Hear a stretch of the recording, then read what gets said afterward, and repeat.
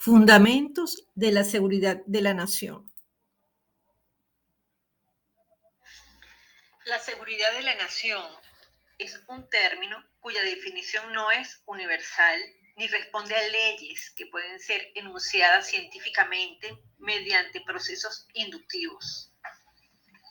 Tampoco, por la trascendencia que involucra, puede ser objeto del parecer de cada quien, fragmentando la idea de seguridad de la nación al plano de las experiencias, intereses y creencias particulares.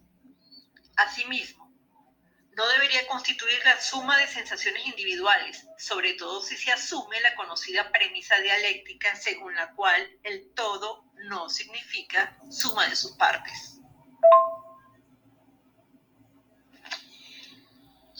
En tal sentido, la seguridad de la nación es un asunto de Estado y como elemento de la dinámica social e histórica en diferentes contextos nacionales, se tendrán diferentes concepciones expresadas en sus correspondientes prácticas sociales. Circunscrita a la lógica de supervivencia de una organización social, no es susceptible a una doctrina o paradigma universal perdurable, pues está condicionada por las transformaciones históricas que ocurren a lo interno de una nación y por las relaciones que ésta tenga con otros estados. Entre las distintas maneras de concebir la seguridad de una nación, se destacan aquellas que la definen como un sistema político para gobernar a un estado, como una doctrina política para acceder al poder, como una organización gubernamental para el manejo de información e inteligencia a nivel nacional, como un medio para emplear el poder nacional, por supuesto, como un aspecto exclusivo de las Fuerzas Armadas, porque son otras posturas también. Igualmente, como una condición necesaria para la paz y el desarrollo de las naciones. Y hay autores que se centran en una sensación o percepción del sujeto ante su realidad histórica, geográfica y cultural. Todo aquello que signifique preservación de recursos, su utilización y justa distribución en el tiempo y en el espacio. Protección del patrimonio histórico y cultural, historia, costumbres, lenguaje, expresiones del arte, tradiciones, que posibilite la cohesión social, la identidad nacional y su permanencia en el tiempo. La protección y respeto a la simbología de la nación, objeto permanente de formación ciudadana y de enseñanza a nivel escolar. El conocimiento que debe tener la población sobre el espacio geográfico y la conformación político-territorial de la nación, así como de los recursos energéticos, alimentarios, hídricos y ecológicos que ésta posee. La planificación del desarrollo tecnológico y el acceso a tecnologías para el fortalecimiento del sector primario de la economía y su incidencia cualitativa sobre la diversificación del sector secundario. La conformación y cumplimiento del marco jurídico característico de un Estado de Derecho como resultante de un proceso consensuado de legitimación de normas, deberes y derechos.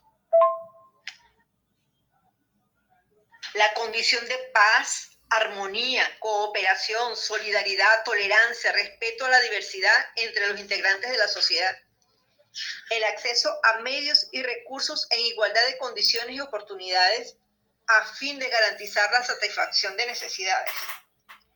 La participación ciudadana en la toma de decisiones políticas y en el control social de la gestión pública.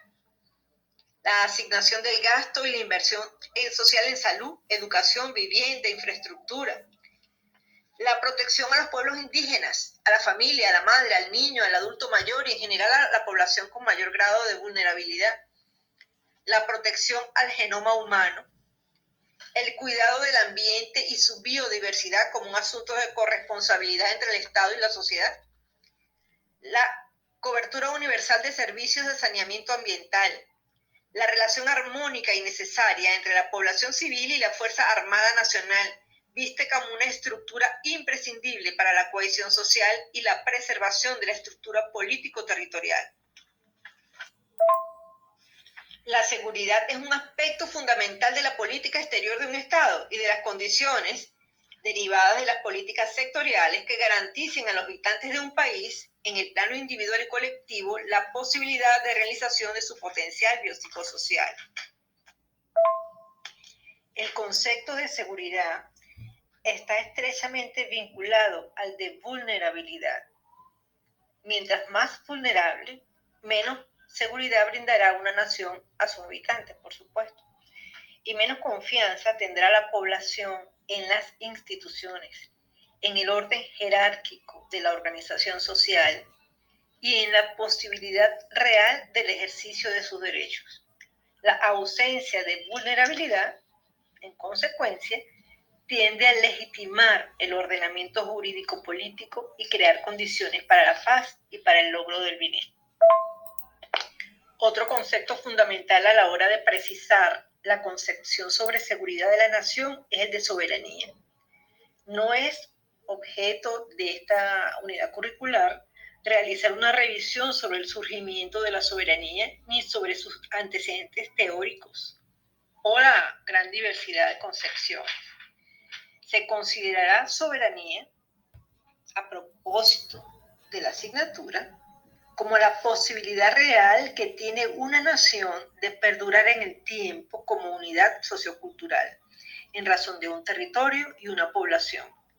Necesariamente remite al poder de y al poder sobre, para cuyo ejercicio se requieren determinadas condiciones jurídicas, políticas, organizativas, geográficas.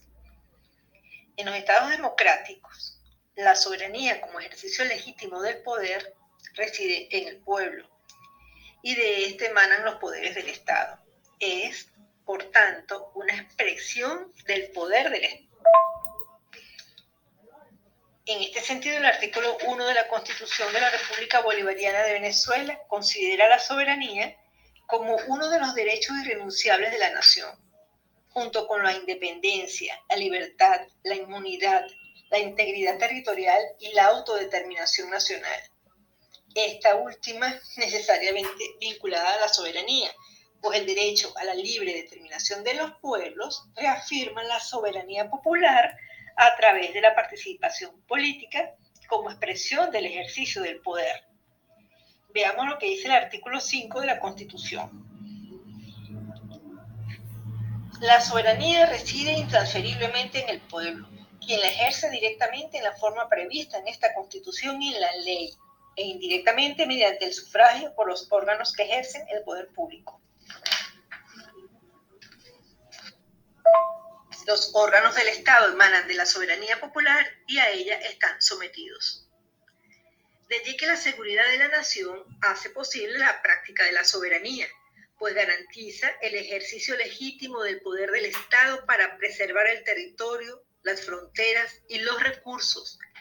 Brinda condiciones para el cumplimiento de los fines del Estado. En el texto constitucional, en su artículo 3, expresa lo siguiente. El Estado tiene como fines esenciales la defensa y el desarrollo de la persona y el respeto a su dignidad, el ejercicio democrático de la voluntad popular, la construcción de una sociedad justa y amante de la paz, la promoción de la prosperidad y bienestar del pueblo y la garantía del cumplimiento de los principios, derechos y deberes consagrados en esta Constitución. La educación y el trabajo son los procesos fundamentales para alcanzar dicho fin. Tales procesos requieren condiciones, prerequisitos, seguridad de tener acceso a la educación sin más limitaciones que las propias capacidades, participar activamente en el sistema productivo mediante el trabajo, vivir en un ambiente de paz, de cooperación y solidaridad, contar con los órganos del poder público como garantes del cumplimiento de los derechos, poder enfrentar en todos los ámbitos las amenazas externas, ambientales, económicas, bélicas, culturales, tener acceso a los medios de producción. Veamos algunos antecedentes históricos.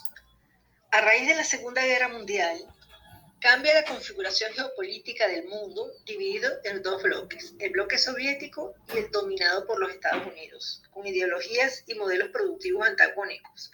Cada bloque definió o demarcó sus respectivas áreas de influencia. dando inicio a lo que se denominó la Guerra Fría. Como resultado de la conferencia de Yalta, en Ucrania, efectuada entre el 4 y el 11 de febrero del año 1945, se concentraron en la consolidación de su poder militar, territorial y económico sobre sus respectivas áreas de influencia. Antes, Estados Unidos, antes de esta fecha, Estados Unidos consideraba a Latinoamérica como su área de influencia, mediante una acción expansiva, fundamentalmente económica y militar, iniciada con la doctrina Monroe, que rezaba América para los americanos, ya por 1823. Y lo hacía con la finalidad de evitar la intervención europea en América, por considerarla una amenaza para su paz y seguridad interna. Esto originó un proceso expansivo hacia los territorios de América Latina, profundizado primero en Centroamérica y el Caribe y luego hacia el continente suramericano, generando una serie de intervenciones en Centroamérica que dejaron saldos de muerte, pobreza y derrocamientos de presidentes legítimamente electos. Esta situación continuó en el siglo XX mediante ocupaciones militares, derrocamientos, imposición de sistemas dictatoriales, con la formulación de una variedad de planes ajustados a las condiciones del momento. El Plan Cóndor, Truman, el Protocolo de Washington, entre muchos otros. Por iniciativa de los Estados Unidos, como estrategia de atención a su área de influencia, en 1948 se crea la Organización de los Estados Americanos. Previamente, ya ese país había convocado la conferencia de Bretton Woods en 1944, donde se sembró las bases para el poderío financiero de Estados Unidos. Allí se decidió el empleo del dólar como moneda de referencia internacional, la creación del Banco Mundial y del Fondo Monetario Internacional. Igualmente, en el año 45, con la conferencia de Chapultepec, realizada en México, entre febrero y marzo de ese año, donde asistieron la mayoría de los presidentes del continente, Estados Unidos logró la aprobación de la Carta Económica de las Américas, con lo que reforzó su influencia política y económica sobre los países de la región y dio impulso a la posterior creación del Tratado Interamericano de Asistencia Recíproca, el TIAR, que se firmó en septiembre del año 1947. En Venezuela, para ese entonces, el presidente Isaías Medina Angarita, el general Medina Angarita, se opone a los acuerdos de la conferencia de Bretton Woods y a los de Chapultepec. ¿Por qué? Bueno, porque los consideraba contrarios al proyecto de desarrollo de la nación, que ese proyecto estaba basado en la diversidad de la producción y en la disminución de la renta petrolera. Aquí es importante resaltar que ambas conferencias o acuerdos proponían una política de libre comercio en la que cada país de América Latina sustentara su crecimiento económico en procesos monoproductivos, centrados particularmente en el primer nivel de la economía, o sea, extracción. Medina Angarita es derrotado en octubre del año 45, con lo cual se termina el rechazo de Venezuela a ambos acuerdos.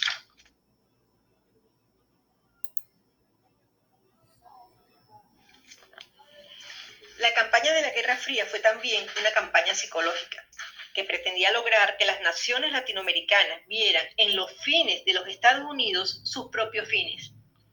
Estados Unidos tenía como imperativo la extensión de su hegemonía económica, política y cultural, y la doctrina de seguridad nacional, llamada así en ese entonces, fue la herramienta que permitió el desarrollo de tales prácticas hegemónicas, utilizando a las Fuerzas Armadas de los países de América Latina y a sus respectivos gobiernos como instrumentos para el logro de su dominación, un proceso de colonización psicológico y fundamentalmente militar. Así que la seguridad nacional de los países latinoamericanos, ejercida por los ejércitos de dichos países, se creó para proteger la seguridad de los Estados Unidos. Fue la excusa necesaria para justificar golpes de Estado e instauración de dictaduras en Centroamérica y en los países del sur.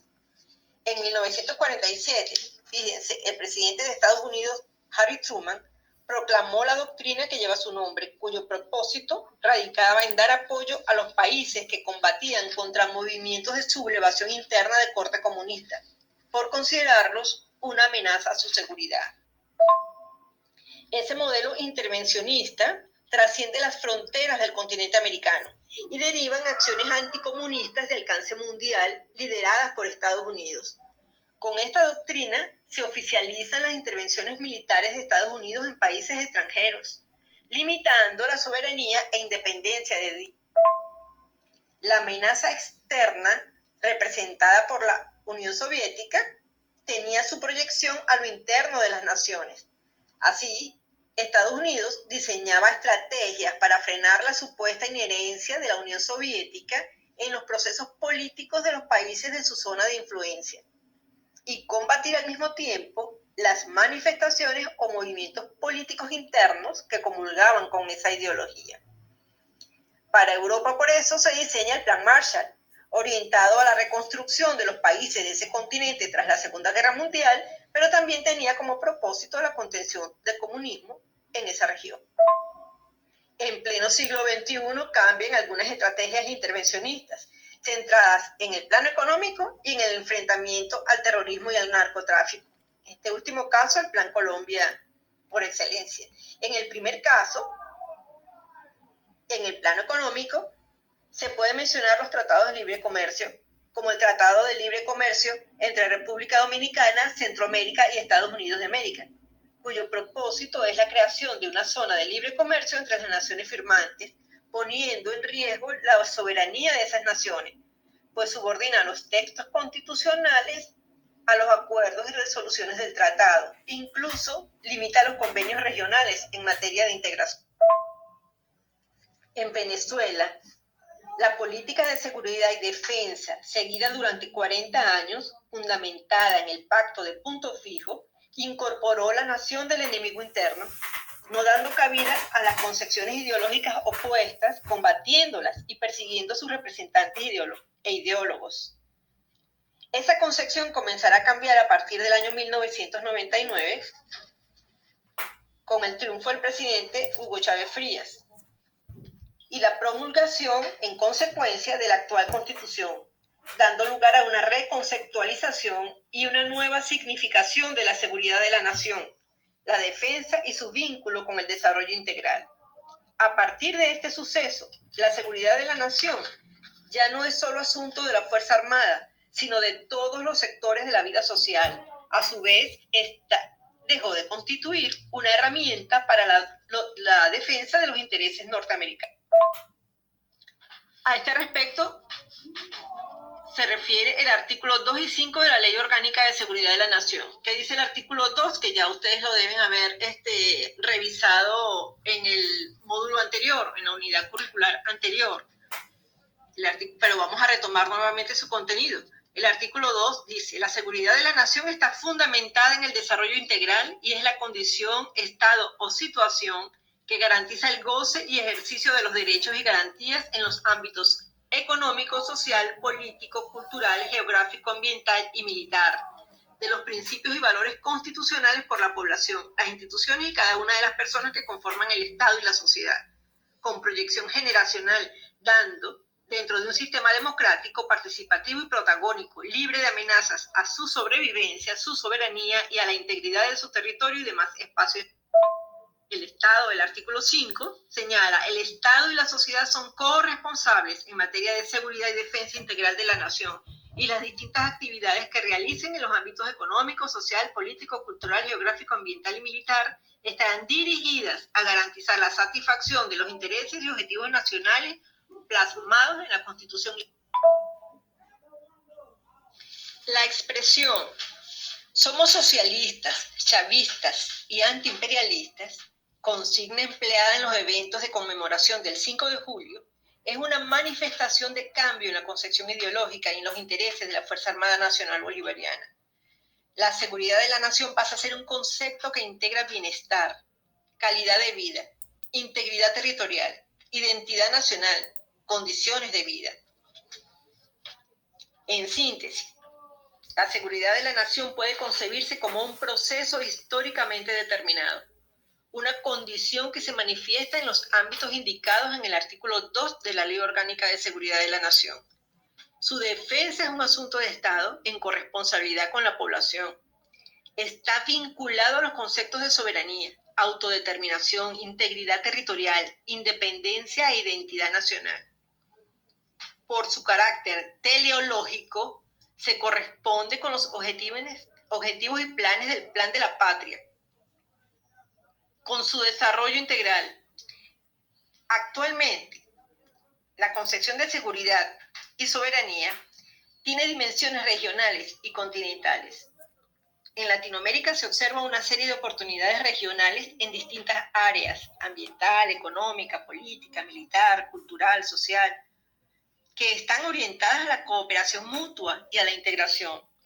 Ejemplo de ellos son las experiencias como el Mercosur, la UNASUR, el Banco del Sur, la CELAC, el ALBA, Petrocaribe. Tales oportunidades incluyen mecanismos de defensa regional, apoyo tecnológico, asistencia en casos de desastres naturales, formación regional en seguridad y defensa, que es una iniciativa orientada hacia la construcción de una identidad suramericana de defensa.